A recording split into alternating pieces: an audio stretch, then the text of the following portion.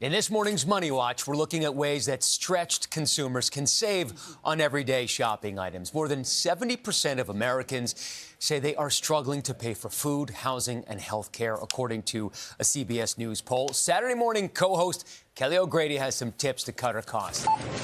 It's getting more expensive to go shopping. From housing and gas to clothes, Americans are feeling the squeeze. Food prices have jumped nearly 20% since 2022, and they could go even higher. Diesel prices are up over 50% since the start of the conflict with Iran. Remember, diesel fuels the trucks that transport most food and household items to the store. But there are some ways to save on feeding your family. With me is shopping and lifestyle expert Maureen Petrosky, who is going to share her secrets to savings. Ready to shop? Let's go. Okay, so we're starting in the meat section because there are actually a lot of money-saving substitutions, right? Definitely. Prep work is important, having a list is important, but more importantly is having a budget so you can be flexible with your list. For instance, if on your list you've got chicken breast, but chicken thighs are on sale, it's a simple swap and an easy way to save money. You want to make sure you look for price per unit. And I mean, that's a savings of $1 per pound. Per pound. I'm a big fruit girl. It always needs to be fresh. What's a way to save? It's not always best to be in the fresh section. Let's head to freezer. Okay, so you want me to trade my fresh fruit for freezer? I do. Actually, fruit, vegetables are picked or packaged at their peak ripeness. That way, when they go to the freezer, they're perfectly sweet. And as you can see, tons of sales. I love saving time.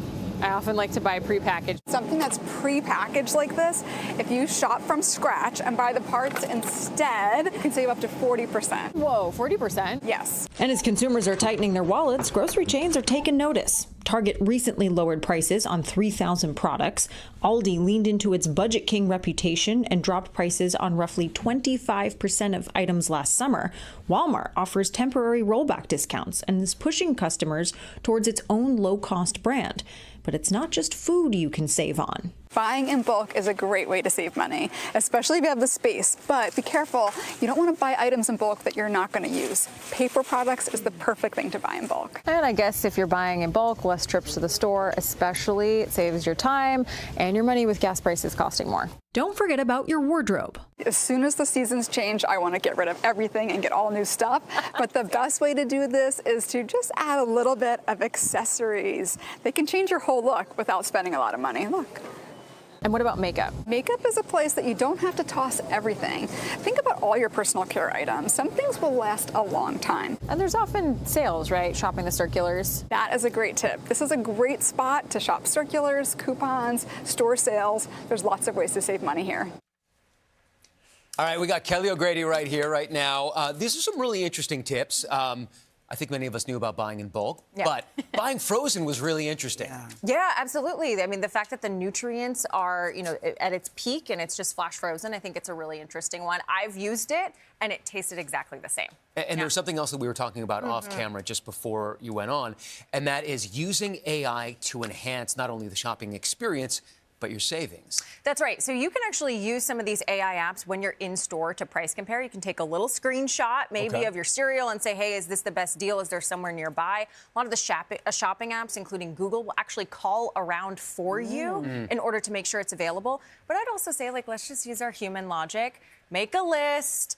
Stick to your budget. Don't shop the aisle. Just go up and down the aisles and get things that you don't need. I know, I do it too in Costco.